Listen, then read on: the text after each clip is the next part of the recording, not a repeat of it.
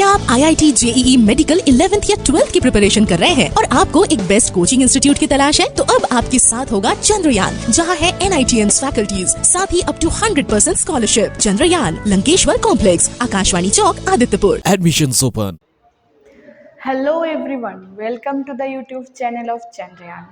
I hope you guys are doing very well. ठीक है, तो आज हम क्या स्टार्ट करने वाले हैं? जैसे कि लिखा हुआ है केमिकल बॉन्डिंग, जो कि वेरी बेसिक से हम स्टार्ट करेंगे। ठीक है, वेरी बेसिक। ठीक है, क्योंकि इस चैप्टर में जब हम आगे जाएंगे ना, जैसे जैसे हम आगे जाते जाएंगे, हमको बहुत सारा ऐसा कुछ मिलेगा जो हमको पहले पता नहीं था। छोटे क्लास में ये तो केमिकल बॉन्डिंग बहुत छोटे क्लास से स्टार्ट होता है, ठीक है ना, लेकिन इतना ज़्यादा डिटेलिंग तब तक नहीं था।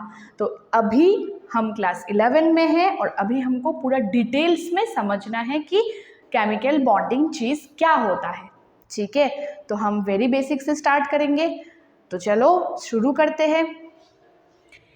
तो बेसिकली जो पहले हमको जानना पड़ेगा वो है एटम्स। ठीक है, बॉन्डिंग किसके किसके बीच में होता है?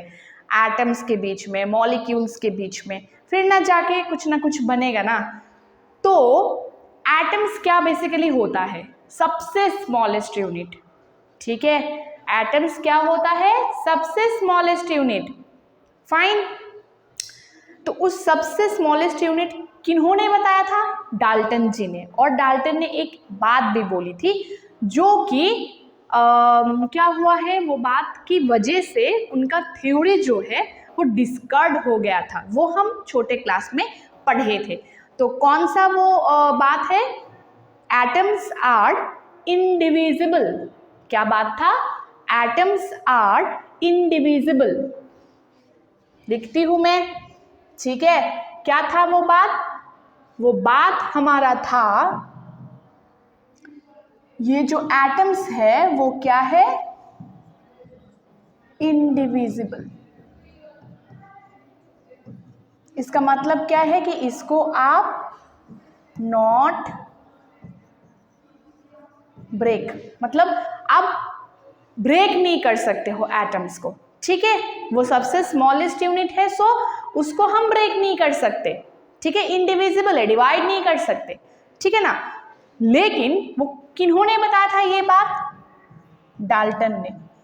पर उनके इस बात से जो थ्योरी है वो थ्योरी क्या हो गया था? डिस्कार्ड। क्यों? क्योंकि एटम्स आर डिविजिबल। ठीक है, एटम्स आर डिविजिबल। क्यों डिविजिबल? क्योंकि एटम्स के अंदर होता है सब एटॉमिक पार्टिकल। ठीक है, एटम्स के अंदर क्या होता है? एटम्स के अंदर होता है सब एटॉमिक पार्टिकल। ठीक है, सब एटॉमिक पार्टिकल। तो एटम्स के अंदर अगर सब एटॉमिक पार्टिकल है, और वो क्या क्या है सब एटॉमिक पार्टिकल? हम रिकैप करने की कोशिश कर रहे हैं। सब एटॉमिक पार्टिकल में इलेक्ट्रॉन है, प्रोटॉन है, न्यूट्रॉन है। ठीक है, 3 सब एटॉमिक पार्टिकल है, इलेक्ट्रॉन, प्रोटॉन एंड न्यूट्रॉन। तो अगर एटम्स के बीच में सब एटॉमिक पार्टिकल है, वो भी इलेक्ट्रॉन, प्रोटॉन, न्यूट्रॉन है, तो फाइंड कैसे किया हम? अगर एटॉम डिविजिबल नहीं है तो इसीलिए क्या है कि atoms are divisible, not indivisible. क्या है? Atoms are divisible. ठीक है, एटम्स को आप ब्रेक कर सकते हो, और इसी वजह से, ये बात की वजह से डाल्टन का थ्योरी क्या हो गया था? डिस्कार्ड हो गया था। क्योंकि हमने अभी क्या देखा? एटम्स आर डिविजिबल क्योंकि सब एटॉमिक पार्टिकल है, और क्या है? इलेक्ट्रॉन, प्रोटॉन, न्यूट्रॉन है। ठीक है, चलो अभी इस चैप्टर में जो हम देखेंगे वो क्या है? देखो ये क्या है? ये हीलियम का एक एटम है। ठीक है, तो एटम्स बेसिकली क्या होता है? सिंगल एलिमेंट होता है। ठीक है, जो भी हमने पीरियोडिक टेबल पढ़े थे, क्लासिफिकेशंस ऑफ एलिमेंट्स, तो उसमें हमने क्या देखा? पीरियोडिक टेबल में जो भी आपका एलिमेंट है वो सारे एटम से, ठीक है, वो सारे क्या है? एटम से, क्योंकि वो सिंगल एलिमेंट होता है। उनका ऐसा नहीं है कि स्टोइकियोमेट्री मतलब 2 जुड़ गया 3 जुड़ गया, ऐसा नहीं है, वो सिंगल सिंगल एलिमेंट है। तो एटम्स को मतलब देख के कैसे पहचानोगे कि जब सिंगल एलिमेंट्स होगा उनके बीच में बस इलेक्ट्रॉन्स होगा, प्रोटॉन्स होगा, न्यूट्रॉन्स होगा, ठीक है, बस और कुछ नहीं। तो वो होगा आपका एटम। जैसे कि ये क्या है हमारा हीलियम का एटम, तो उसमें क्या दिखा रहा है, ये जो बीच वाला है वो न्यूक्लियस है, और हीलियम में क्या होता है, ये 2 क्या है, एटॉमिक नंबर। अभी तो हमको पता है, आइडिया है कि एटॉमिक नंबर क्या होता है, एटॉमिक मास क्या होता है, या फिर वेट, क्योंकि क्लासिफिकेशन ऑफ एलिमेंट्स हमने कंप्लीट कर दिया। तो वो क्या है, एटॉमिक नंबर है, मतलब 2 इलेक्ट्रॉन है हीलियम की अंदर, 2 प्रोटॉन है, ठीक है। और हीलियम का एटॉमिक मास क्या होता है, हीलियम का एटॉमिक मास बताओ बताओ बताओ, अभी तो पता होना चाहिए। हीलियम का 2 होता है एटॉमिक नंबर, 4 होता है एटॉमिक मास। तो नंबर ऑफ प्रोटॉन है 2, नंबर ऑफ प्रोटॉन है 2, नंबर ऑफ इलेक्ट्रॉन है 2, और नंबर ऑफ न्यूट्रॉन कितना होगा, 4 - 2, दैट विल बी 2, ठीक है। तो 2 न्यूट्रॉन, 2 इलेक्ट्रॉन, 2 प्रोटॉन, और ये क्या है हमारा न्यूक्लियस है, ये 1 इलेक्ट्रॉन है, ये 1 इलेक्ट्रॉन है, तो ये क्या है, हीलियम है। वो क्या है, एटम है, सिंगल एलिमेंट। तो चलो नेक्स्ट एटम के बारे में थोड़ा सा हम देखते हैं। ये क्या है, ये क्लोरीन का एटम है, ठीक है। क्लोरीन में 17 होता है, देखो 17 होता है इसका एटॉमिक नंबर, और एटॉमिक मास क्या होता है, 35.5 होता है एटॉमिक मास, ठीक है। अब क्लोरीन में 17 इलेक्ट्रॉन है, मतलब 17 इसका एटॉमिक नंबर है, मतलब नंबर ऑफ प्रोटॉन भी 17 है, नंबर ऑफ इलेक्ट्रॉन भी 17 है, ठीक है। और ये सिंगल एलिमेंट है, Cl है ओनली, ठीक है। तो वो क्या है, एलिमेंट है, और ये वो क्या है, सिंगल एलिमेंट प्लस मतलब इज इक्वल्स टू आपका एटम, ठीक है। ये डिफरेंट ऑर्बिट्स है, और ऑर्बिट्स में क्या होता है, इलेक्ट्रॉन ऐसे घूम रहे होते हैं, ठीक है। अब ऑर्बिट्स क्या होता है, ऑर्बिटल क्या होता है, उसमें क्या चीज आता है, कैसे इलेक्ट्रॉन का कॉन्फ़िगरेशन होगा, वो हम इसी चैप्टर में सब कुछ सीखेंगे, ठीक है, धीरे धीरे। तो चलो नेक्स्ट टॉपिक हमारा क्या है, हम एटॉम के बारे में जानकारी ले ली, ठीक है, एटॉम के बारे में जानकारी ले ली। अभी हमको किसके बारे में जानकारी लेना है, मॉलिक्यूल्स के बारे में, ठीक है। अभी किसके बारे में जानकारी लेना है, मॉलिक्यूल्स के बारे में। तो चलो मॉलिक्यूल्स के बारे में थोड़ा जानकारी लेते हैं। अभी मॉलिक्यूल्स क्या होता है, मॉलिक्यूल्स होगा जब इन्हीं एटम 1-2 करके मिलेंगे, मिलके जब बनाएगा, ठीक है, वो क्या होगा, वो मॉलिक्यूल्स होगा। कैसे, जैसे कि देखो ये क्या है, ये हाइड्रोजन का मॉलिक्यूल है, ठीक है, ये हमारा हाइड्रोजन का मॉलिक्यूल है। तो इसमें आपका यहाँ पे एक हाइड्रोजन और यहाँ पे एक हाइड्रोजन दोनों मिल गया, बॉन्ड बना ली, और बनाने के बाद क्या आया, हाइड्रोजन, और इसको क्या कहते हैं, H2 मॉलिक्यूल, ठीक है, H2 मॉलिक्यूल, H2 हो गया, वो मॉलिक्यूल हो गया। वहां पे क्या है, एलिमेंट, 2 हाइड्रोजन का एलिमेंट मिलके एक हाइड्रोजन मॉलिक्यूल बनाया, 2 हाइड्रोजन का एलिमेंट मिलके एक हाइड्रोजन का मॉलिक्यूल बनाया, ठीक है, H2 मॉलिक्यूल। यहाँ पे क्या है, यहाँ पे है आपका क्लोरीन, ठीक है, ये एक क्लोरीन और दूसरा एक क्लोरीन मिलके Cl2 का मॉलिक्यूल बनाया, ठीक है, 2 क्लोरीन का मॉलिक्यूल एटम मिलके, ठीक है, 2 क्लोरीन एटम मिलके। तो मॉलिक्यूल्स में क्या होता है, एटम्स आर कंबाइंड, ठीक है, atoms are combined to form molecule, ठीक है, atoms are combined to form molecule. अब कैसे कंबाइन होते हैं, कैसे हम इसको रिप्रेजेंट करेंगे, क्यों कंबाइन होते हैं, वो हम सब जानेंगे। इसका रूल्स होता है कुछ, देखो आप लोग क्यों पढ़ाई करते हो, आप लोग स्टेबल होना चाहते हो, जिंदगी में आगे जाना चाहते हो, कुछ अचीव करना चाहते हो, ठीक है ना, तो वो क्या है, स्टेबिलिटी है, ये जो एटम्स है वो भी स्टेबिलिटी के लिए बॉन्ड बनाते हैं, ये जो एटम्स है वो भी स्टेबिलिटी के लिए जुड़ते हैं एक दूसरे के साथ, या फिर खुद की मतलब दो एलिमेंट सेम एलिमेंट जुड़ेंगे, ठीक है। तो सभी इस एनवायरनमेंट में, इस जगत में, इस वर्ल्ड में सभी क्या चाहते हैं, स्टेबल होना चाहते हैं। तो उस स्टेबिलिटी की वजह से ही ये बॉन्डिंग में पार्टिसिपेट करते हैं, ठीक है। तो हमने यहाँ पे क्या देखा, मॉलिक्यूल में एक बात क्या देखा कि same type of element, okay, same type of element will combine, क्योंकि यहाँ पे क्या हुआ, H और H ये सेम टाइप ऑफ एलिमेंट है, हाइड्रोजन का सेम H और H ये दोनों सेम है, दोनों हाइड्रोजन का एलिमेंट है। फिर हमने क्या देखा, क्लोरीन और क्लोरीन दोनों एक ही एलिमेंट है यहाँ पे, ठीक है। फिर और क्या देख सकते हैं, नाइट्रोजन एंड नाइट्रोजन, ठीक है, ये भी N2 मॉलिक्यूल होगा तब इन केस में, ठीक है, वो भी ऐसे ही होगा, nitrogen and nitrogen same element है, ठीक है। तो ये सब जो हमारा सेम एलिमेंट एक दूसरे के साथ ज्वाइन करेंगे, नाइट्रोजन नाइट्रोजन के साथ, हाइड्रोजन हाइड्रोजन के साथ, दूसरा हाइड्रोजन एटम के साथ, ठीक है। क्लोरीन दूसरा क्लोरीन एटम के साथ जब जुड़ के बनाएगा तो वो क्या होगा, हमारा मॉलिक्यूल होगा, ठीक है। तो यहाँ पे क्या है कि atoms are combined to form molecule, और एटम्स क्या होता है, सिंगल एलिमेंट होता है।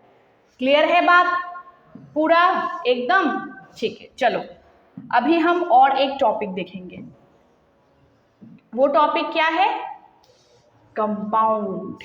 ये तीन चीज में अच्छे से पकड़ होना चाहिए, एटम्स, मॉलिक्यूल्स, कंपाउंड, ठीक है, इस चैप्टर के लिए। तो कंपाउंड्स क्या है, देखो यहाँ पे किसका एग्जाम्पल दिया है, ये क्या है आपका, एक यहाँ पे देखो, एक यहाँ पे आपका कार्बन है, एक ऑक्सीजन है यहाँ पे, और एक ऑक्सीजन है। तो कौन सा आपका कंपाउंड हो गया, CO2 कंपाउंड हो गया। CO2 कंपाउंड का नाम क्या है, कार्बन डाइऑक्साइड, इसका नाम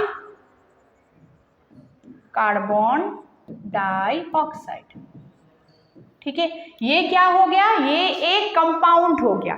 अब हमने क्या देखा, एक कार्बन का एटम दो ऑक्सीजन एटम के साथ मिलके आपका कार्बन डाइऑक्साइड कंपाउंड बनाया, ठीक है। इसको आप ऐसे भी बोल सकते हो, एक कार्बन का एटम एक ऑक्सीजन मॉलिक्यूल के साथ जुड़ के एक कार्बन डाइऑक्साइड का कंपाउंड बनाया। दो तरीके से हम बोल सकते हैं, क्या, one carbon atom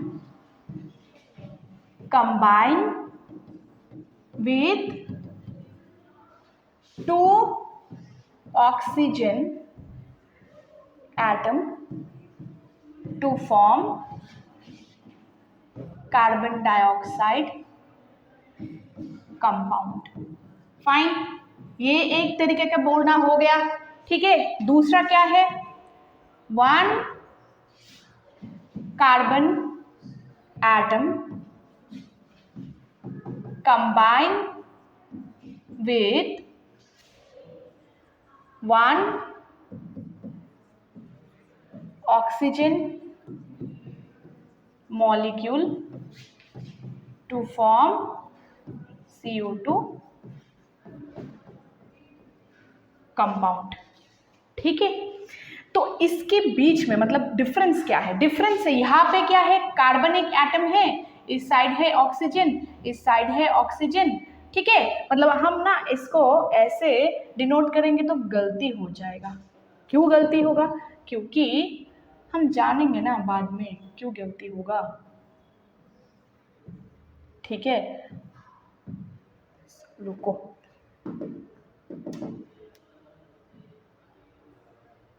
one carbon, ठीक है। अब देखो बीच में नीचे लिखती हूँ, ठीक है। इन दोनों में डिफरेंस क्या है, इन दोनों में डिफरेंस है, यहाँ पे क्या है कि वन ऑक्सीजन मॉलिक्यूल और यहाँ पे टू ऑक्सीजन एटम। जब हम ये देखेंगे, ठीक है, देखो क्या है कि एक में होता है कार्बन दो ऑक्सीजन एटम के साथ, मतलब दोनों साइड में एक ऑक्सीजन होगा, ठीक है। मतलब C+ ऐसे हो सकता है कि O जो है वो मतलब ऐसे है, दो ऑक्सीजन एटम है, ठीक है। और रिप्रेजेंटेशन क्या है, ऐसे, ठीक है, तो एक होगा C और एक होगा O2, ठीक है। ये क्या हो गया, इस पे क्या है, ये O2 मॉलिक्यूल है, क्योंकि हमने अभी देखा 2 ऑक्सीजन एटम मिलके एक ऑक्सीजन का मॉलिक्यूल, 2 ऑक्सीजन एटम, ये एक एटम है ऑक्सीजन का, ये एक एटम है ऑक्सीजन का, दोनों मिलके क्या बनाया, एक ऑक्सीजन मॉलिक्यूल बनाया। तो हम ये बोल सकते हैं कि एक कार्बन एटम 2 ऑक्सीजन एटम के साथ, अगर हम इंडिविजुअली देखें तो O2 में क्या है, 2 ऑक्सीजन एटम है, ठीक है। तो हम बोल सकते हैं कार्बन एटम 2 ऑक्सीजन एटम के साथ जुड़ के CO2 कंपाउंड बनाया, ठीक है। और क्या बोल सकते हैं, एक कार्बन एटम एक ऑक्सीजन मॉलिक्यूल, क्योंकि O2 क्या है, एक ही ऑक्सीजन मॉलिक्यूल है, तो O2 के एक ऑक्सीजन मॉलिक्यूल के साथ जुड़ के CO2 कंपाउंड बनाया। रिप्रेजेंटेशन 2 तरह का हो सकता है, ठीक है। अब ये कैसे बनाते हैं वो हम देखेंगे ना बाद में, ठीक है। अभी के लिए इतना देखो कि एटम्स, मॉलिक्यूल्स, कंपाउंड, तीनों का धारणा जो है, तीनों का जो आइडिया है वो पूरा क्लियर होना चाहिए, ठीक है। पूरा क्या होना चाहिए, क्लियर होना चाहिए। अब इस पे देखो एक चीज है, क्या है एक चीज, ये जो आपका कंपाउंड है यहाँ पे different atom will participate,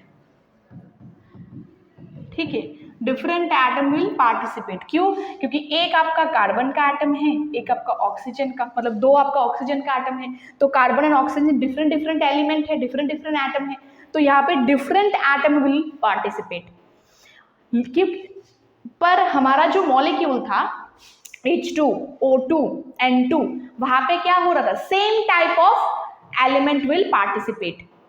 difference समझ रहे हो, मेरी बात समझ रहे हो, मेरी बात समझ रहे हो। यहाँ पे क्या हुआ, डिफरेंट एटम विल पार्टिसिपेट। देखो अच्छे से देखो कि कार्बन एक एटम है, ठीक है, ये एक one kinds of atom carbon, यहाँ पे एक ऑक्सीजन, यहाँ पे एक ऑक्सीजन, ये दोनों सेम सेम है, लेकिन कार्बन एंड ऑक्सीजन तो अलग है ना, तो different type of atoms will participate, ठीक है। और हमारा जो मॉलिक्यूल था उसमें क्या हो रहा था, हमारा मॉलिक्यूल में क्या हो रहा था, ये जो मॉलिक्यूल थे सेम एटम्स विल पार्टिसिपेट। यहाँ पे क्लोरीन का ही एटम पार्टिसिपेट किया, यहाँ पे हाइड्रोजन का एटम पार्टिसिपेट किया, इवन जब हम बात करेंगे N2 मॉलिक्यूल का, तब यहाँ पे नाइट्रोजन का क्या बोलते हैं इसको, एटम पार्टिसिपेट करेंगे, ठीक है, एक टाइप ऑफ एटम। तो दोनों में डिफरेंस क्लियर है, एटम्स, मॉलिक्यूल्स, कंपाउंड, ठीक है। अब ये है कुछ कंपाउंड्स का एग्जाम्पल, ठीक है। जैसे जैसे कंपाउंड्स बनते हैं, हम एग्जाम्पल्स ऐसे हैं, जैसे कि आपका यहाँ पे क्या है, H2O, ठीक है, एक H2O है, H2O में आपका क्या है, ये जो आपका H2O है, यहाँ पे 2 है आपका hydrogen atom plus 1 oxygen atom, ठीक है, ये एक रिप्रेजेंटेशन है। दूसरा क्या रिप्रेजेंटेशन होगा, 1 H2 molecule plus 1 oxygen atom, ये एक रिप्रेजेंटेशन है किसका, H2O का, ठीक है। देखो H2O का क्या हुआ, एक ऑक्सीजन यहाँ पे है, 2 हाइड्रोजन यहाँ पे है, ठीक है। ये क्या है, CH4 methane, CH4 methane, methane में क्या हुआ है, मीथेन में क्या हुआ है, CH4 में क्या हुआ है, देखो 1 carbon atom plus 4 hydrogen atom और 1 carbon atom plus 2H2 molecule. समझ रहे हो मेरी बात, इसका जो रिएक्शन होगा वो ऐसे होगा ना, C प्लस 2H2, ठीक है, 2 हाइड्रोजन का मॉलिक्यूल मिलके ना H4 बनाएगा, 2 हाइड्रोजन का मॉलिक्यूल, हाइड्रोजन का मॉलिक्यूल क्या होता है, H2 होता है, ठीक है, H2 होता है ना हाइड्रोजन का मॉलिक्यूल, H3H4 तो नहीं होता है। तो यहाँ पे क्या हुआ कि, तो इसीलिए 2 हाइड्रोजन मॉलिक्यूल हम इसको बोल सकते हैं, क्योंकि 2 × 2 = H4 होगा, ठीक है। तो ऐसे लिख सकते हैं या फिर ऐसे, लेकिन इसीलिए हम क्या करते हैं कि डिफरेंट डिफरेंट एटम्स क्या होता है, डिफरेंट डिफरेंट मतलब रेशियो पे मॉलिक्यूल्स बनाते हैं, कोई H4, कोई Cl3, कोई Cl2, मतलब डिफरेंट जगह पे, ठीक है ना। तो इसीलिए हम एटम्स को देके अगर हम इसको कैलकुलेट करेंगे, इसको बोलेंगे, तो वो ज्यादा प्रिसाइज रहता है, ठीक है। ज्यादा प्रिसाइज रहते हैं, क्योंकि एटम्स क्या होता है, सबसे छोटा चीज होता है, ठीक है। रिप्रेजेंट केमिकल रिएक्शंस में पार्टिसिपेट आपका एटम्स ही करते हैं, ठीक है ना। तो इसी वजह से एटम्स को देके हम अगर रिप्रेजेंट करेंगे तो वो हमारे समझ के लिए भी इजी है और ज्यादा प्रिसाइज है। तो यहाँ पे अगर हम इसको बोलेंगे 2 hydrogen atom 1 oxygen atom, clear है सबका, 2 हाइड्रोजन एटम 1 ऑक्सीजन एटम। अब अगर हम इसको बोलेंगे 1 carbon atom 4 hydrogen atom, clear है सबका कि CH4 होगा, ठीक है। तो वो इजी रहता है समझने के लिए भी, प्रिसाइज के लिए भी, ठीक है। समझ आई बात। तो यहाँ पे क्या है, ये मीथेन CH4, एक है बीच में आपका C, ये 4 हाइड्रोजन है, ठीक है। ये क्या है, ये तो हमने देख लिया पहले ही, कार्बन डाइऑक्साइड का। और ये क्या है, नाइट्रस ऑक्साइड, ठीक है। नाइट्रस ऑक्साइड में कौन सा आपका एटम पार्टिसिपेट करेंगे, नाइट्रस ऑक्साइड में कौन सा एटम पार्टिसिपेट करेंगे, बोलो बोलो बोलो, जल्दी बोलो जल्दी बोलो, कौन सा एटम। देखो 1 नहीं, अगर एटम्स के दौर पे बोलेंगे तो क्या होगा बताओ, एटम्स के तौर पे बोलेंगे तो क्या होगा, 2 nitrogen atom plus 1 oxygen atom. Precise तरीके से बोलेंगे तो ये आएगा, 2 नाइट्रोजन एटम यहाँ पे यूज किए हैं और 1 ऑक्सीजन एटम बन गया हमारा N2O, नाइट्रस ऑक्साइड, ठीक है। या फिर मॉलिक्यूल में बोलेंगे तो 1 nitrogen molecule combine with 1 oxygen atom. देखो जब हम मॉलिक्यूल की बात करेंगे तो एक मॉलिक्यूल हो जाता है, एक एटम हो जाता है। तो अगर हम एटम की बात करेंगे तो दोनों आपका कंपाउंड में 2 अलग अलग एलिमेंट होता है, तो दोनों आपका एटम्स पे ही रहेंगे, ठीक है। क्लियर हुआ। तो आज से जब रिप्रेजेंट करोगे आप लोग कंपाउंड को, तब कैसे लिखोगे, एटम्स की तौर पे, ठीक है। जैसे करके हमने ये लिखा ना, ये जो ऊपर वाला है उसकी तौर पे लिखना, ठीक है, इसकी तौर पे लिखना, इसकी तौर पे लिखना, ठीक है। तो H2O में क्या हुआ, 2 hydrogen atom 1 oxygen atom. N2O में क्या हुआ, 2 नाइट्रोजन एटम और 1 ऑक्सीजन एटम। CO2 में क्या हुआ, 1 कार्बन एटम 2 ऑक्सीजन एटम, ठीक है। तो अगर मैं बोलूं, जैसे कि मान लो अगर मैं बोलूं, ये पॉज करके लिख लेना, ठीक है। अगर मैं बोलूं, ठीक है, जैसे कि आपका क्या बोले, कंपाउंड का नाम बताओ, हाँ NH3, इसमें क्या हुआ, कैसे कंबाइन हुआ, ठीक है, मतलब क्या क्या है, ठीक है। फिर अगर मैं बोलूं कि C2H4, इसमें क्या हुआ, अगर मैं बोलूं कि H2SO4, इसमें क्या हुआ, अगर मैं बोलूं कि HNO3, इसमें क्या हुआ, अगर मैं बोलूं CO, इसमें क्या हुआ। यहाँ पे कितना, 1 2 3 4 5 आपके लिए है ये, आप कमेंट सेक्शन में बताओगे कि कैसे कैसे ये हुआ, ठीक है। कमेंट सेक्शन में बताने के लिए मैंने एक ये कर देती हूँ, ठीक है, ये वाला कर देती हूँ मैं। तो यहाँ पे क्या हुआ, 2 hydrogen atom plus 1 sulphur atom plus 4 oxygen atom. हमने सब एटम के तौर पे करेंगे, मॉलिक्यूल के तौर पे नहीं, ठीक है, क्योंकि वो प्रिसाइज होता है, समझने के लिए भी इजी होता है। समझ आई बात। तो इसमें क्या होगा, 2 hydrogen atom 1 sulphur atom 4 oxygen atom. अगर आपको बोले कि कितना एटम्स है यहाँ पे, 4 1 6 7 8, टोटल कितना हो गया, 8 एटम्स। और 8 एटम्स में डिफरेंट डिफरेंट है, 2 हाइड्रोजन 1 सल्फर 4 ऑक्सीजन। तो ऐसे करके आप मेरे को NH3 क्या है नाम, अमोनिया, क्या है नाम, अमोनिया। फिर C2H4 क्या नाम है, इथेन, ये ऑर्गेनिक से आया है, ठीक है, इथेन, इसका नाम क्या है, इथेन। फिर HNO3 नाइट्रिक एसिड, क्या है, HNO3 नाइट्रिक एसिड। फिर CO कार्बन मोनोऑक्साइड। सो ये सब, इसको छोड़ के ये 4 आप मेरे को कमेंट सेक्शन में बताओगे तो मैं समझ जाऊंगी एटम्स, मॉलिक्यूल्स एंड कंपाउंड की आपका जो पकड़ है वो कितना हुआ है, ठीक है। अगले क्लास में हम इसको लेके चलेंगे, देखेंगे कि बॉन्डिंग का ये जो बॉन्ड हुआ है, ये जो जुड़ गया N के साथ H, C के साथ H, कौन सी कॉन्सेप्ट की बेस में जुड़ा है और कैसे जुड़ा है और क्यों जुड़ा है, ठीक है। तो चलो आज के लिए इतना ही। क्लियर हुआ ना सब कुछ एकदम से, है ना।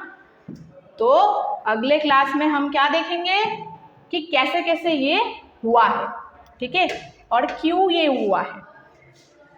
ठीक है, तो चलो टाटा bye bye, and comment section में आपको करना है ये, ठीक है, चलो थैंक यू।